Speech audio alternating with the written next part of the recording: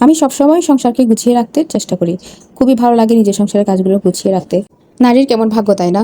নারী সবসময় ঘর গোছাতেই পছন্দ করে, আর সেই নারীর কোনো ঘরই নেই। হয়তো বাবার বাড়ি, হয়তো স্বামীর বাড়ি, তারপর বৃদ্ধকালে হয় সন্তানের বাড়ি।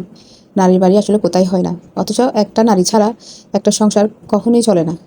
নারী না থাকলে, নারী যে ঘরে থাকবে না সেই ঘরে কোনো সংসারের কোনো সৌন্দর্য থাকে না।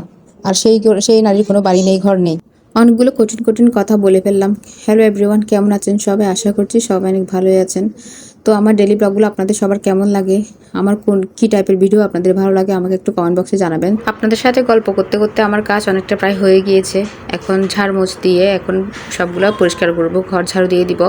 প্রতিদিন ফেসবুকে একটা না একটা ভিডিও আপলোড করতে করতে আমার এমন অভ্যাস হয়ে গেছে, একদিন আপনাদের সাথে কোনো ভিডিও শেয়ার না করলে আসলে আমার ভালোই লাগে না।